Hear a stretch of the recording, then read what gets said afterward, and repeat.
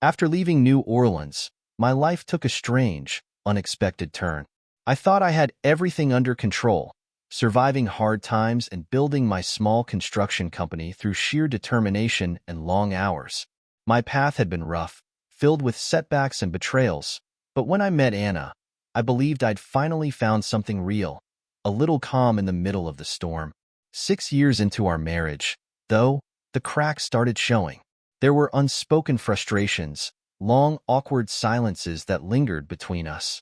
I kept telling myself it was normal, just a phase, but deep down, something felt wrong. The distance between us grew heavier, and I couldn't shake the nagging suspicion that something else was going on.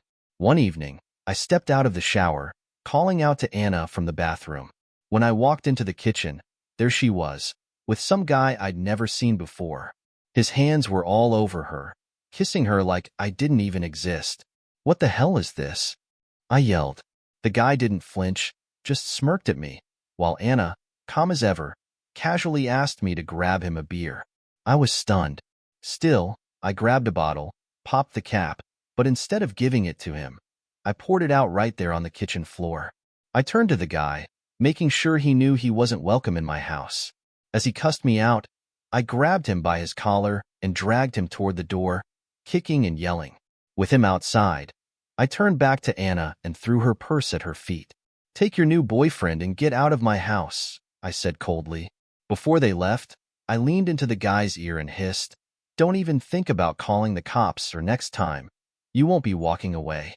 I shoved him toward her, her face pale for once, and I turned and walked back inside. A few moments later, I heard the engine start, and they drove off into the night. My hands shook, not just from what my wife had done, but from my own reaction. I wasn't usually violent, but I had my moments. Back in the day, I had a quick temper, and it led to some brutal outbursts. I had just turned 40, and Anna was 38. In those 6 years together, I never shared much about my past, especially not about my time growing up in Metairie, Louisiana.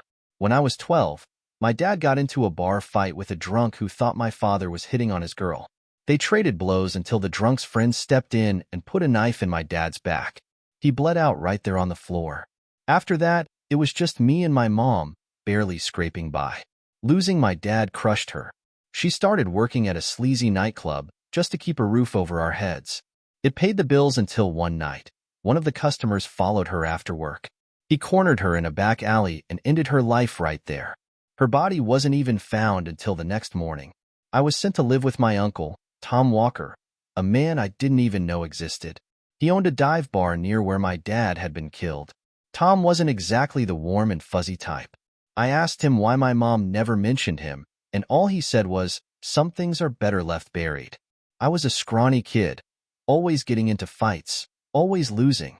Eventually, Tom took pity on me. "Kid, you want to survive in this world?" he said, holding up his fists. "These are all you need. You can lose a weapon, but your fists are always there. I'll show you how to use them." And he did. It wasn't long before the area was flooded with rougher crowds, and I learned quickly. I got tougher, fighting my way through underground rings by the time I was 17. My reputation grew, and I spent most of my teenage years in and out of juvenile detention.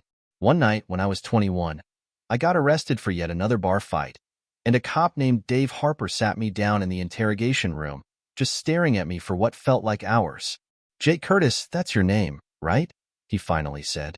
I nodded, muttering, "Most people call me JC." He chuckled. "Yeah? You don't seem to have too many friends, JC." He wasn't wrong. Then he leaned in and said, "I got a deal for you. Want to hear it?" I didn't answer, just sat there, waiting.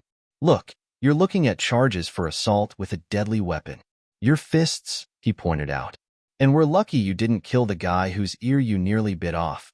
We barely managed to sew it back on." "Self-defense," I muttered, but Harper shook his head.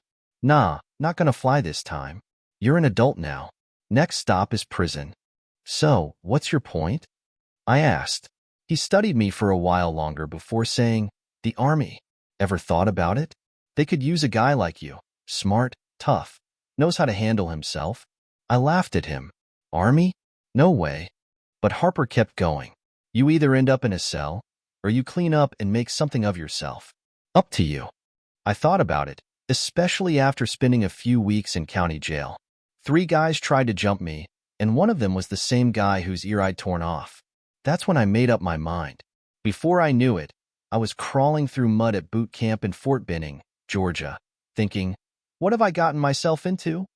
By the time I got deployed, most of the big conflicts had already cooled down, but I still found plenty of trouble. While stationed in Kuwait, some buddies and I got into a brawl with a local gang at a bar. Things went south fast. Before the MPs arrived, I had laid out a guy twice my size, but it cost me some serious bruises. Afterward, my commanding officer sat me down. How'd you like to put those fists to work, officially? He asked. I didn't even hesitate. Hell yes, sir. That's how I ended up fighting for the Army's boxing team. For a few years, I was untouchable, building a reputation until one brutal fight in South Korea changed everything. My opponent didn't get up. He just lay there, staring at the ceiling with lifeless eyes.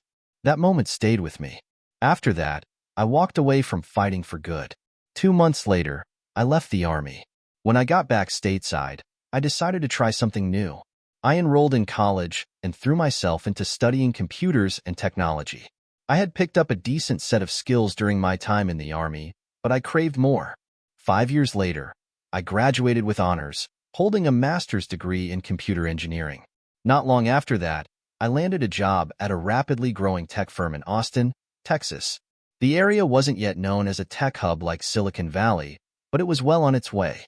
I advanced fast in the company, but working under someone else wasn't enough for me. So, alongside 2 colleagues who shared my ambition, we launched our own business, JSC Innovations. The company blew up quickly, especially with the explosion of the internet. Our hardware breakthroughs made us a serious contender in the tech world, and we soon found ourselves drowning in wealth. By my early 30s, I decided to make a trip back to New Orleans to track down Officer Harper, the man who'd set me straight all those years ago. Unfortunately, I found out he had died in the line of duty. I visited his widow, Angela, and their 3 kids. Their daughter, Kara, was a nurse in her late 20s, and his 2 sons were still in school.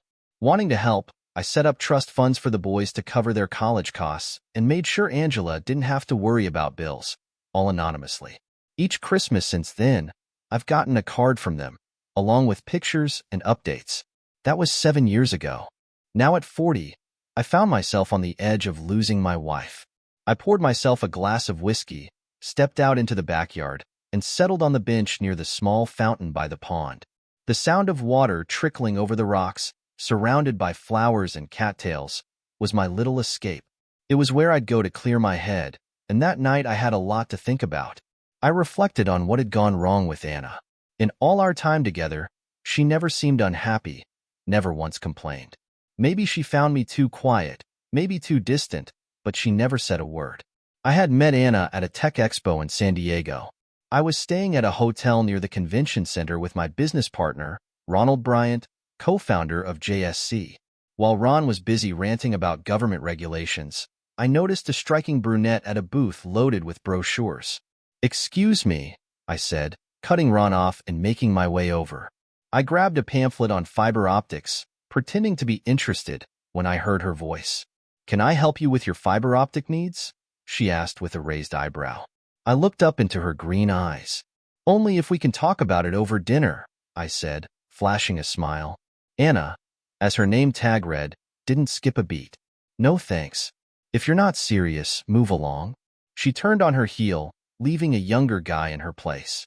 "Anything I can assist you with?" the guy asked, clearly more enthusiastic than she was.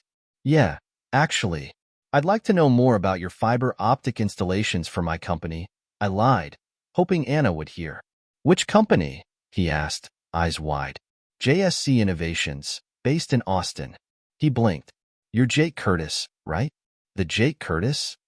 I nodded, keeping an eye on Anna, who was now watching from the corner of the booth. A few minutes later, after what seemed like a heated exchange behind the curtain, she returned, looking more than a little frustrated. "Apologies for earlier, Mr. Curtis," she said, though it was clear she wasn't thrilled. "Let me show you what we have." "Call me JC," I replied, motioning to a table nearby. We sat, and she started her pitch, but I couldn't focus. I was too busy watching her talk, noticing her every gesture. Not long after, Ron showed up. "Thanks for ditching me, JC," he said, oblivious to the tension. He turned to Anna. "Hi, I'm Ron Bryant, and sorry you had to deal with my partner here. We already have all the fiber optic gear we need." Anna's eyes narrowed at me, realizing I'd been faking the whole thing. "You're such an a-hole," she muttered under her breath. Ron, clueless, mumbled an awkward apology and left, leaving me alone with Anna. "I'm sorry," I said. "I just really wanted to meet you. Let me make it up to you, dinner?" She glared at me, then, to my surprise, smiled. "All right, where? How about the Chili's across the street at 7? I offered. "Sure," she said, walking away with a sly grin. That night, at 6:30, I headed to the restaurant wearing my best jeans, a navy polo, and my old brown boots. I waited for what felt like forever, 25 minutes, before Anna showed up, not alone, but with 5 other people, including the kid from the booth. That's when it hit me. She'd accepted my invite, but not in the way I expected. "Mr. Curtis," the kid said, excited. "Let me introduce my team." He rattled off their names as I nodded politely, my eyes locked on Anna. "Call me JC," I said. We had a table waiting, and despite the awkward start, the evening went surprisingly well. The kid, Daniel, turned out to be hilarious, keeping everyone entertained. After dinner, they all thanked me and left, except for Anna, who stayed behind. "Thanks for being a good sport," she said, flashing that mischievous smile again. "I knew you meant just me, but I couldn't resist. They were all so excited to meet you. Do you forgive me?" I laughed. "No way. I don't think I'll ever forgive you." She looked surprised for a second, then saw I was joking. We spent the rest of the night wandering downtown San Diego, ending up at a bar where we had a few drinks. When it was time for her to go, I helped her into a cab. "So, where are you staying?"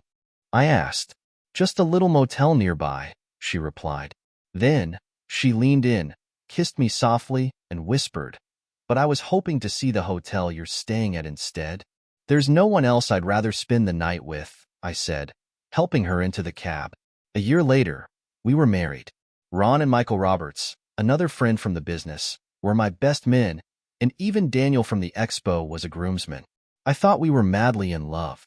6 years later, things were unraveling faster than I ever imagined. I finished my 4th whiskey and stared up at the starless night. It was time to go inside. The phone had rung about a dozen times, and I didn't need to check to know who it was. The real question was whether she'd have the nerve to come home. I crawled into bed around 4 a.m., but even then, sleep didn't come easy. I tossed and turned for another hour before finally drifting off. The morning wasn't much better. The empty side of the bed was a bitter reminder of last night's disaster. I stayed under the covers for a while, dreading the day ahead, but I knew there were things I had to deal with. First stop, the bank. I rearranged our accounts, leaving enough in the checking for Anna, but I closed out the savings and cut off her credit card.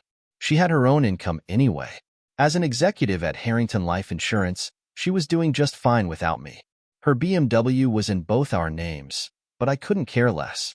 I had my truck and my Harley. The house was the real issue. With the economy in the toilet, selling wouldn't be easy. One of us would likely need to buy out the other. When I got to the office, I called my lawyer, Matt Griffin, and filled him in on everything. He was stunned. "JC, there's got to be a reason she did this," he said, still trying to wrap his head around it. "I have no idea, Matt. Everything seemed fine until last night. I need to find out who that guy is. Give me his license plate number." "I'll dig into it," Matt replied. I handed over the details. "Start the paperwork," I said. "I don't even know if I can face her right now." "You need to talk to her, JC. Find out why," Matt insisted. "I don't know. It was like she thought I wouldn't do anything, like she was mocking me." I paused, then added, "Does she know about my past?" Matt's expression grew more serious. "Does she?" "No," I admitted, staring out the window. "I never told her about my childhood, about the violence. Not even about that man My voice trailed off. Matt nodded, understanding. "All right. I'll get started on the paperwork. Do you want her out of the house?" Restraining order? She can stay. I'll be gone for a while. No restraining order. Not yet. Where are you headed? Matt asked, raising an eyebrow. I'm not sure. Maybe the Pacific Northwest or Montana. I'll let you know. When do you want her served? When everything's ready, I replied firmly. Got it. And JC, Matt said, giving me a concerned look. Take care of yourself. You look like hell. I forced a weak laugh, then left his office and headed back to JSC Innovations. As I walked into the lobby, Megan, the receptionist, called out to me. Jake, someone's waiting for you in the conference room, she said with a playful smile.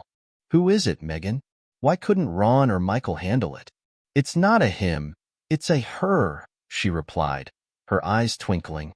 She asked for you personally, and she's gorgeous. I rolled my eyes. Cut it out, Megan. What's her name? Megan glanced down at her notes. Kara Harper, from New Orleans.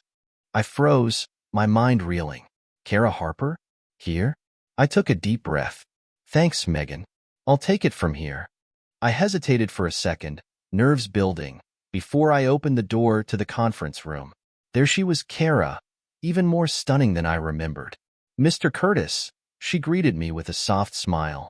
Kara, wow, you've grown since I last saw you, I said, instantly cringing at how awkward I sounded. She laughed lightly. Yes, it's been, what, 7 years? I was in my 20s and now, well, now I'm fully grown. Sorry, Kara. I'm just a little surprised to see you, I said, trying to regain my composure. How are your mom and your brothers?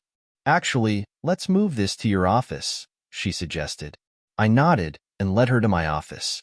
As we passed my secretary, Lori, she gave me a knowing look. Once inside, Kara glanced around. It's beautiful in here, she remarked. Thank Lori for that, I replied. She handles the decorating. Lori, that's an interesting name. Is it short for something? Nope, just Lori. She's Native American, part Cherokee, I think. And yeah, she's pretty protective. Kara grinned. She was watching me like a hawk. That's her. Can I get you something to drink? Iced tea? Green tea, if you've got it, she replied. Coming right up. I made her a cup and sat down. Kara didn't waste any time. JC, you're probably wondering why I'm here. I am, I admitted. How's your mom? I asked, concern creeping into my voice. Kara's expression grew serious. She's dying, Jake. She asked for you. The words hit me like a freight train. My God, Kara. Why didn't you call me? I would have come to New Orleans immediately. I know, but she insisted I come see you in person, Kara explained. She didn't want me to tell you over the phone. It's pancreatic cancer. I felt like the wind had been knocked out of me. I'm so sorry. Is there anything I can do? Money, anything? She's getting the best care possible, thanks to the financial support you've been sending. And your checks every month have been a huge help. Both boys graduated with honors, Bobby from MIT and Dean from Georgia Tech, all because of you. I silently kicked myself for not visiting them over the years. I should have been there, Kara. I should have come to see you all. Don't, Kara said firmly. Mom knew you'd feel guilty, but you've had so much on your plate. Starting a company, getting married. You've done more for us than anyone could ask. Her voice softened. But now, she'd love for you to visit. Can you come? The company jet is ready whenever you are. I'll come right away, I said. Do you have a place to stay tonight? I haven't had a chance to find one yet, Kara admitted. Perfect. You can stay at my apartment nearby. Oh, won't your wife mind? She asked, her voice hesitant. I glanced away before answering. Anna and I are separated. It's probably headed toward divorce. I'm sorry to hear that. JC, I hope I'm not adding to your stress, Kara said, her voice soft with concern. Not at all. It's actually nice to have you here, I replied. Are you hungry? I could eat. She smiled. I could eat too. Great, I said. I know this little spot that serves the best pizza and Italian food this side of the Rockies. Kara grinned. Can we stop by your apartment first? I need to drop off my bags and freshen up. No problem. You ready? She nodded, and we left the office. On the way out, I told Lori I'd be unavailable for the week, but she could reach me on my cell if anything came up. What about Anna? Lori asked, her voice laced with sympathy. If she calls, tell her to talk to Matt. He knows what to do. Lori gave me a sympathetic smile, and I escorted Kara to the parking garage where my Ford F-150 Super Crew was parked. We stopped by security, where they had stored her suitcase.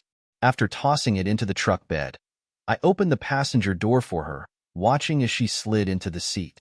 Once I got in, Kara looked around, her eyes wide with surprise. I didn't expect you to drive a truck. I figured you'd be in something more upscale. I grinned, buckling my seatbelt. Not really my thing. But if you want something fancy, I can arrange it. She blushed, flustered. Oh God, no. I was just thinking out loud. The truck's great. Me too, I said with a chuckle as I started the engine. Let's go. The next day, after a long night of reminiscing and a restless sleep, Kara and I were already flying over Phoenix, heading to New Orleans aboard the company's Gulfstream G350. Kara sat in the co-pilot seat, her eyes wide with amazement as she marveled at the controls. I had no idea you could fly, she said, her mouth slightly open in awe. There's a lot you don't know about me, I replied with a smile, checking the altitude and speed. After a few moments, she hesitated before asking, what happened between you and Anna? If you don't mind me asking. Not anymore, I sighed, leaning back in my seat. Somehow, she thought I'd just sit back and accept her cheating, like I'd be okay with it. No idea why. My God, JC, why would she think that? Kara gasped, her disbelief clear in her voice. That's insane. Yeah, it is. I've been racking my brain trying to figure it out. We'd grown apart, I know that much. I honestly can't remember the last time we were close. I was so focused on work, I didn't even notice the distance. She never said a word about being unhappy.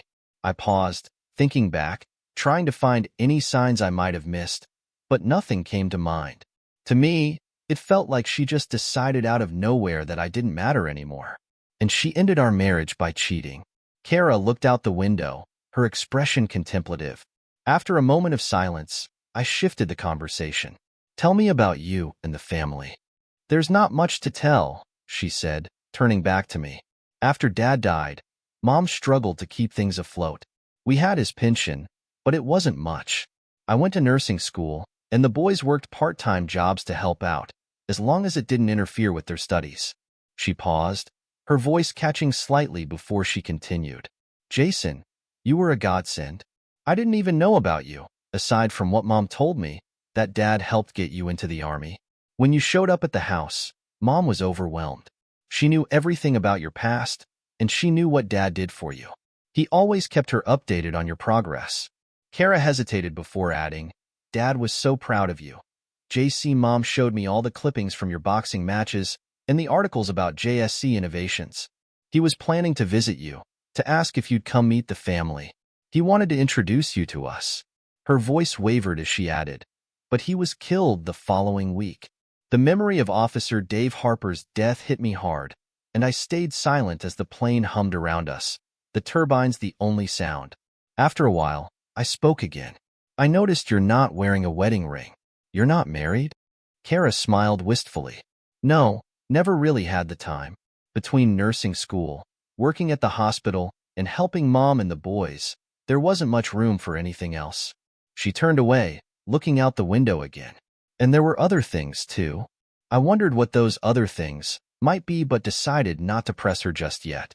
A few hours later, we were landing at Louis Armstrong New Orleans International Airport. Soon after, we had our luggage loaded into a waiting limo and were on our way to her family's home. The city hadn't changed much, maybe a few more high-rises, but it was still the same humid, chaotic place I remembered. Kara's mom lived on the south side of town, in a quiet neighborhood. When we pulled up to her house, I was surprised at how well kept everything was. It was a modest, single-story ranch with a white picket fence around the front yard. There were no signs of weather damage, which was impressive for New Orleans, and the landscaping was immaculate. Even the roof looked freshly done. As if reading my mind, Kara said, Your monthly contributions have been more than enough to keep everything in shape. I nodded silently. Kara went inside while I handled the luggage and paid the limo driver. "Stay on call, Alonzo," I said when he mentioned other clients. I assured him he'd be well compensated. After that, I followed Kara into the house. I expected it to feel somber, dark, given the circumstances, but the opposite was true. The place was warm and inviting, filled with sunlight streaming through the windows. The air conditioning kept it comfortable, and there was an undeniable sense of peace in the air. "Jason Michael Curtis, well, it's about time," came a familiar voice. "Hello, Angela," I said, walking over to her. She sat in a cozy recliner, a colorful afghan draped over her legs. "I'm sorry it's been so long." "I've visited enough," Angela interrupted with a gentle smile. "You're here now, and that's all that matters. Come here." I walked over and knelt beside her, taking her frail hand in mine. Despite the pain etched in her eyes, Angela still radiated a quiet strength, even through the illness. She smiled softly. "You've still got that amazing view," I said, glancing out the large picture window that faced the beach and the thick mangroves. Angela's face lit up. "Yes, Dave loved it here. I thought I might lose the house after he passed, but, well, thanks to 4 good reasons I didn't," she said with a playful wink. "By the way, I've been meaning to ask, did you pay off the mortgage 5 years ago?" I smiled, feeling a little guilty. Guilty as charged. I wanted to help, but I asked the bank to keep it quiet. Angela shook her head softly. "Jason, I know you feel like you had to do all of this, but you didn't. You didn't even know us back then, and Dave was gone by that time. But I do appreciate it. You've always been a part of this family." For the first time in a long while, I felt tears welling up in my eyes. I hadn't even cried when Anna betrayed me, but here was this incredible woman, a widow and a mother, telling me how much I meant to her, and she was dying. "Come here, Jason," Angela said, reaching out with a weak hand. I leaned in, and she embraced me tightly. I couldn't hold it in anymore. All the emotions I'd been burying, about Ellen, about Angela's illness, about my past, came rushing out. I broke down in her arms as she gently ran her fingers through my hair, comforting me like a mother would. After what felt like 15 minutes, Angela let me sit up, her smile as kind as ever. "Feel better?" she asked gently. I nodded, wiping my eyes. The weight of the past few days had finally caught up with me. Angela, my own history. I hadn't realized how much I'd been holding inside. "Angela, I'll find the best doctors for you, the best hospitals," I said, desperate to find some way to help. She smiled weakly, shaking her head. "No, Jason. I've made my peace with God. There's nothing more to be done. The cancer's spread too far, and it's caused too much damage. I'll be lucky to spend 3 more weeks with my family."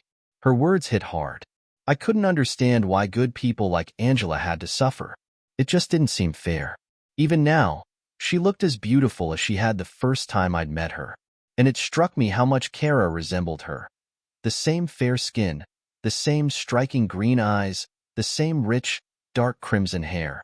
"Are you staying for a few days?" Angela asked, though I could see the exhaustion in her eyes. "I'm not leaving," I said firmly. "You're stuck with me." Tears welled up in her eyes, and I could see just how tired she was. "Now, get some rest," I said softly. Angela smiled and nodded, leaning back to gaze out the window. Within minutes, she was asleep. I stood there, watching her for a while, feeling like I was watching the mother I had always needed but never had. "Is she sleeping?" came a soft voice from behind me. I turned to see Kara standing in the doorway, watching her mother with quiet concern. "Yeah, she's resting," I replied. "Thank you, Jason," she said, stepping forward. "Thank you for being here." Kara hugged me then, and I wrapped my arms around her as she trembled, her quiet sobs pressing into my chest. My heart went out to her. This beautiful woman was grieving, trying to be strong for her family, but at that moment, she was just a daughter losing her mother. "I'm glad you called me," I said gently. She blushed and quickly pulled away, brushing away her tears. "Are you staying here?" she asked, her voice still shaky. "I think I am," I answered, "at least for a while." "Then I'll show you to your room," Kara said, leading me down the hall. We stopped at the last room on the left. This was Bobby's room. He's living in New York now. He got a job at the Dellenbaugh Research Foundation, working as an assistant to Dr. James Wishman. Something about quantum physics, but don't ask me to explain it. I'm just a humble surgical nurse, Kara added with a smile, though I could see how proud she was of Bobby's success. She glanced at me, her expression softening. Both Bobby and Dean have a lot of respect for you. JC, they were sorry they couldn't be here to greet you, but they'll be down in a few days. Bobby told me to make sure you feel at home. The room was neat, surprisingly so. The walls were covered with posters of stars and galaxies, and a shelf along the far wall displayed models of rockets and spacecraft. There was a German V-2 rocket, the Redstone rocket with the Mercury capsule, the Titan rocket with the Gemini capsule, the massive Saturn rocket with the Apollo spacecraft, and even the ill-fated Challenger space shuttle. At least now, I had a better sense of what Bobby was working on up in New York. I glanced at Kara as she stood beside me, watching my reaction. This is perfect. Thank you, Kara. Her expression shifted suddenly, becoming more serious. JC, how long are you planning to stay? She asked, her voice tinged with concern. I took her hand, looking into her eyes. As long as it takes. Before I knew it, she wrapped her arms around me again, crying softly against my chest. I stood there, unsure of what to do, until she pulled back slightly and looked up at me. Before I could say a word, she stood on her toes and kissed me gently on the lips. She pulled back, her eyes wide with shock. Oh my God, I'm so sorry. I shouldn't have done that, she exclaimed, spinning around and rushing out of the room, leaving me standing there, completely stunned. I shook my head, trying to clear my thoughts. Don't go there, I warned myself. Kara was an incredible woman, so much like her mother. Kind, smart, beautiful, and she carried a warmth that made it easy to be around her. It would have been too easy to fall for her, but I couldn't. She was Angela's daughter, and I was still technically married. For now, at least. I picked up my phone and called Matt Griffin to let him know I had made it to New Orleans and filled him in on where I'd be staying. JC, I'm glad to hear you're safe. Anna is losing it. She's been showing up at the office every single day, stirring up trouble. Ron and Mike had to get security involved last time because she refused to leave. She's been harassing anyone she can corner, looking for you. I sighed. I'll deal with her when I get back, after the papers are served. But for now, I'm staying here for a while. A good friend is in bad shape, and I need to be here. How long do you think you'll be gone? As long as necessary. Just keep me posted on anything that comes up. Will do? JC, I'll keep Ron and Mike in the loop. Take care of yourself. I hung up, tossing the phone on the nightstand. My thoughts drifted back to Anna and the mess she dragged me into. I could still see that smug look on her face when I walked in on her with that guy in my own kitchen. Forget her, I muttered. Unpacking, I threw on something more comfortable and collapsed on the bed. The exhaustion from the long day hit me hard. I glanced at the clock, just after 6 p.m. I'll rest a little, then maybe help Kara around the house, or grab some dinner for everyone, I thought. But I barely managed to close my eyes before I drifted off. A voice gently pulled me from sleep. Jason, do you want something to eat? I mumbled, still half asleep. Yeah, sure. Kara's giggle cut through my grogginess. What do you want for breakfast? My eyes snapped open. Kara stood in the doorway, wearing light green pajamas and a matching robe. Breakfast? What time is it? I asked, trying to shake the sleep from my head. It's 8:30 a.m., she laughed. Time to wake up. I've got scrambled eggs, bacon, and toast ready if you're hungry. I sat up, groggy, suddenly aware that I was only wearing my boxer shorts and a t-shirt. I glanced at Kara, who turned a little red, noticing my realization. I went through your things and found you a t-shirt, she stammered, clearly embarrassed. You looked uncomfortable, and you were completely out of it, so I helped you out of your clothes. I hope that's okay. I've done this 100 times for patients, so no big deal. Wow, I must have been more tired than I thought, I muttered, trying to piece together my last memory. I think I was planning to help with dinner. Kara smiled and shook her head. Well, breakfast is getting cold. There's a robe in Bobby's closet if you need one. She disappeared down the hall, leaving me to collect myself. I changed quickly and made my way to the kitchen, where Kara was busy at the stove, finishing up breakfast. "How's Angela?" I asked, stepping into the room. Kara sighed. "She's still resting. She's been sleeping a lot more lately." I nodded, starting to help, but Kara stopped me, flashing a grin. "Sit down," she said, pretending to scold me. I chuckled and sat down, watching as she placed a plate of scrambled eggs, bacon, and toast in front of me. "Where's yours?"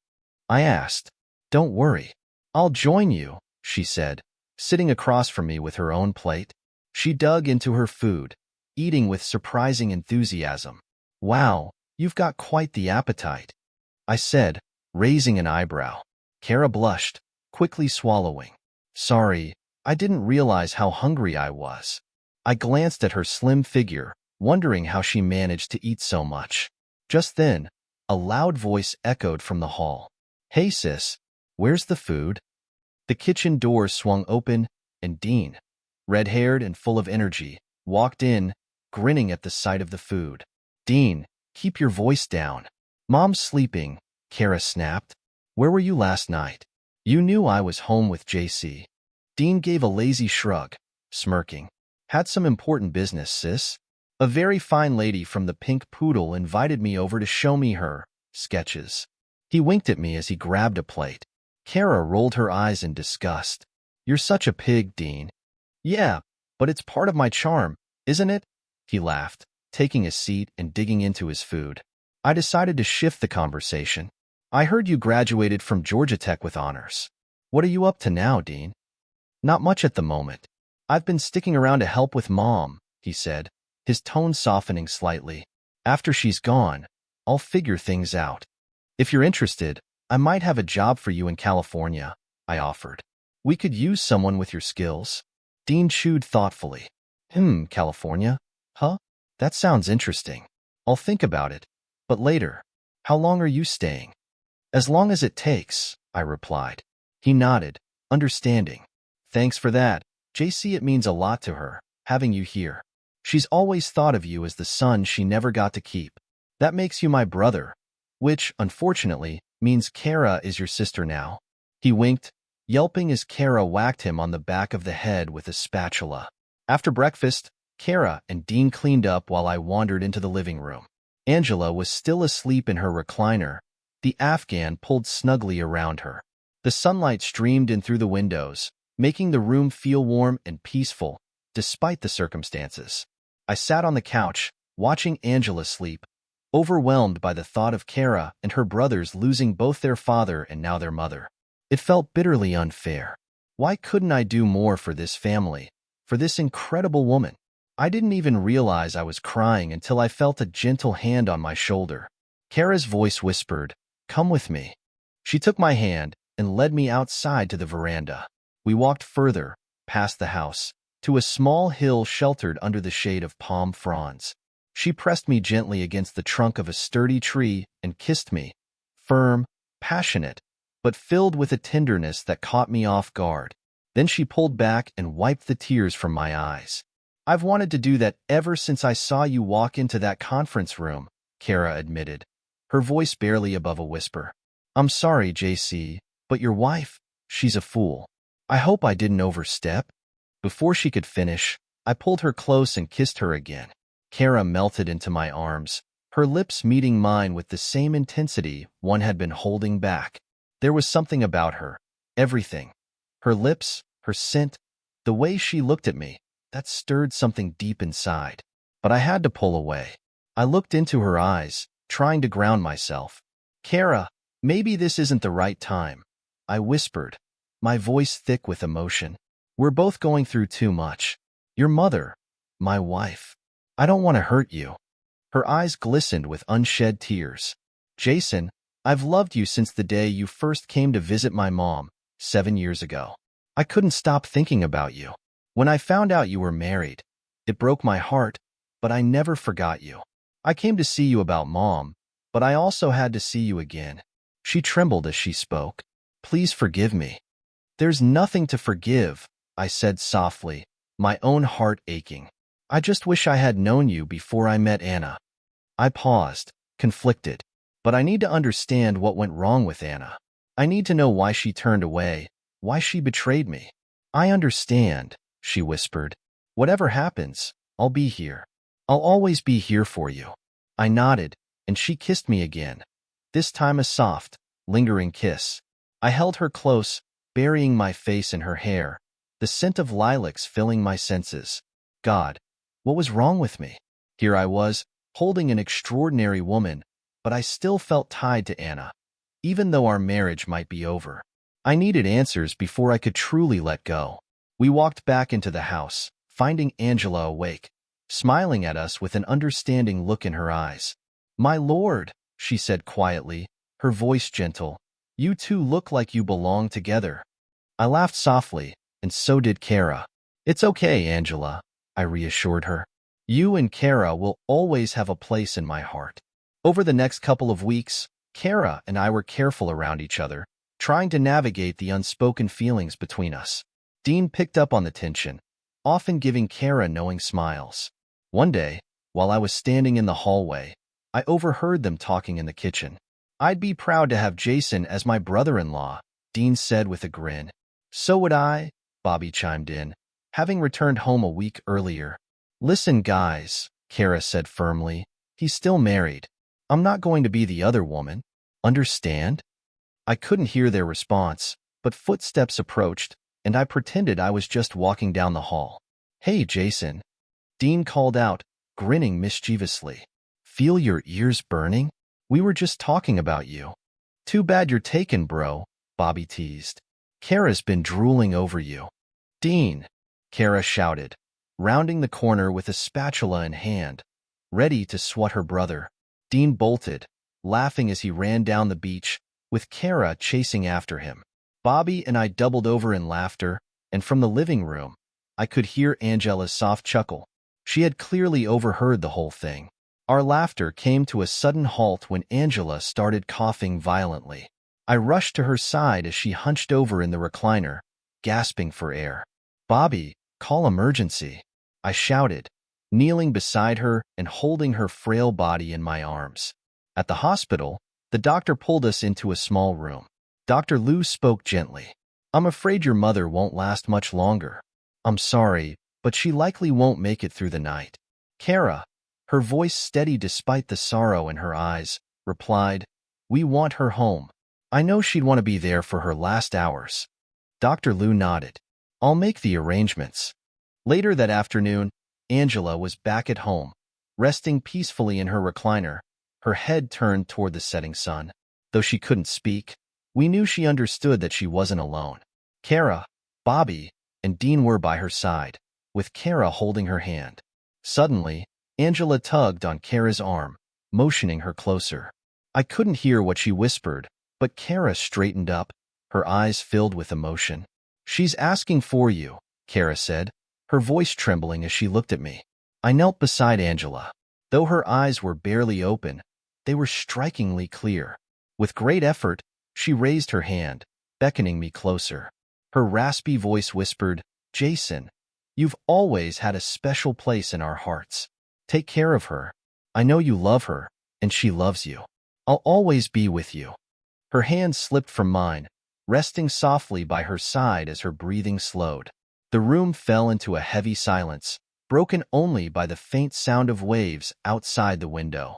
I looked into Angela's eyes as a single tear rolled down her cheek before she gently closed them. Touching her face softly, I whispered, "I will always love you, Angela. Always." As I stood up, I felt Kara's arms wrap around my shoulders. I turned into her embrace, resting my head on her shoulder as deep sobs shook my body. I should have been here more, taken better care of all of you, of her. I shouldn't have stayed away so long, I cried, guilt overwhelming me. You were always here in spirit. If it weren't for you, life would have been so much harder for us. Don't ever doubt that, Kara whispered, comforting me. Bobby and Dean moved closer to their mother, while Kara held me close. After some time, I managed to regain control over my emotions. I turned to Bobby and gently pulled the Afghan Angela loved over her face. Dean stood beside him, his arm draped over Bobby's shoulder, the weight of the moment pressing down on them both. Kara quietly left the room to call the coroner and the mortuary. Standing there, the former street kid, ex-Marine, ex-boxer, and now successful businessman, I realized how helpless I felt. Angela's children had things under control, and I silently promised her I'd look after them, making sure they would be okay. I stumbled outside onto the veranda, watching the sun slowly dip below the horizon. Kara joined me, her hand resting gently on my arm. As the last bit of sunlight disappeared, something flashed across the sky. Kara gasped. Just as the sun vanished, a brilliant flash of green lit up the horizon. I never believed in the green flash, but Mom was right, Kara whispered in awe, holding on to me tightly. I love you. I stayed in New Orleans for another week before calling Matt Griffin to let him know I'd be heading back the following day. JC, things are going wild back here. Your wife is completely losing it. She's convinced you've run off with a lover. Apparently, someone from the office told her you left in the corporate jet with a young woman, Matt explained. That's fine, I said, resigned. She can dig all she wants. She won't find anything. Has she been served yet? Yes. Anna was served at work. From what I hear, she broke down. They had to take her into a back office. I guess she wasn't expecting this from you. Has your PI found anything? I asked, curious. Yeah. Apparently, Anna's been having an affair with a high-ranking executive, James A. Reed, a VP at Dalton Communications. The Mercedes in your driveway belongs to his wife, Marilyn Reed. Looks like Anna and James have been seeing each other for months, maybe longer. She's been telling people you two have an open marriage. Is that true? Come on, Matt. What do you think? I replied bitterly. Yeah, I didn't think so, he said, sighing. And get this, she's countersuing for infidelity. What? I nearly shouted. Where is she getting that idea? Well, she's named two women in the suit, Angela Hartman and Karen Riley. Remember them? I warned you to tell Anna about them, Matt said, his tone serious. I thought she knew. How did she find out? I muttered, the pieces starting to fall into place. That might explain why she's completely lost it, Matt mused. Time to set things straight. You were right, I should have told her. But that doesn't excuse what she's done. She should have come to me first. I could have explained everything. You've got the paperwork that proves there was nothing inappropriate with either Angela or Karen. Angela just passed away, for God's sake. I'm really sorry, Jason. I know how much she meant to you. How are you holding up? I'm doing okay, I said, my voice tight. But I want to keep supporting Angela's family. Set up a trust for Kara, Bobby, and Dean. They don't need it now, but their kids might someday. Understood. I'll take care of it. What about Anna's countersuit? I've got nothing to hide. Send her lawyer the full records on Angela and Karen. That should shut them up. Will do. By the way, was James Reed listed in the divorce? Matt asked, almost as an afterthought. No. Given everything that happened at my house, we thought it best to leave that alone. Yeah, probably smart. Though, you did get some justice, didn't you? Matt chuckled. I remembered the scene vividly. You could say that. Matt laughed. He's still recovering, right? The next day, Kara saw me off at the airport. Before I boarded, she hugged me tightly and whispered, no matter what you decide, Jason, I'll always be here for you. Don't forget that. I won't, I promised, kissing her deeply.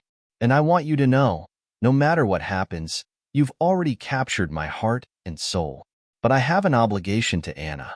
Somehow, she's come to believe I had an affair with your mother. Kara gasped, shocked. Oh no. Yeah, I need to set her straight. Not that I think it will change anything. She's already shattered my heart and trust beyond repair, I said, my voice heavy with resignation. I understand, Kara whispered softly. Please, take care of yourself. I nodded, kissed her one last time, and turned toward the boarding gate. Before I disappeared through security, I looked back to see her standing there, watching me with tear-filled eyes. When the legal battle finally reached its conclusion, Anna sat across from me, her attorney by her side.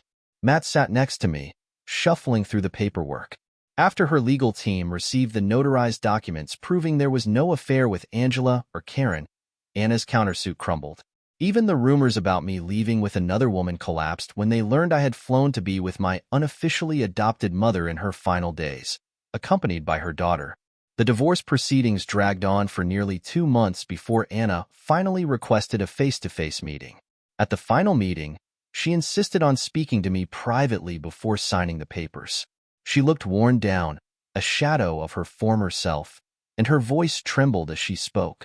"Jason, I'm so sorry," Anna said, her voice barely above a whisper, her hands shaking. "I truly believed you were having an affair with those 2 women," Anna began, her voice trembling. "Someone came to me with evidence that you were financially supporting them. What was I supposed to think?" "You were supposed to love and trust me enough to ask me about it," I replied, my tone hard. "That's what you were supposed to do, not run into another man's arms and flaunt it right in front of me. Did you really think I'd just accept being humiliated like that?" Anna winced. "I didn't mean for it to get this far," she said quietly, avoiding my gaze. "As for Reed, or should I say Johnson?"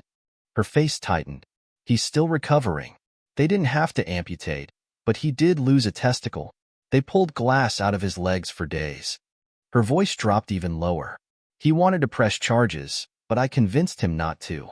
I told him everything would come out. His wife would find out. She's the one with all the money, all the power. She owns the company. After that, I haven't seen him." I shook my head in disbelief. "Let me guess. You thought bringing Reed into my home and rubbing it in my face would make me realize I drove you to this? Is that it?" Anna looked at me as if seeing me for the first time. "I didn't expect your reaction," she admitted softly. I laughed bitterly. "Oh, did I ruin your plan, Anna? Sorry about that. I know how important he was to you. Matt and his private investigators kept me updated. It wasn't exactly a secret.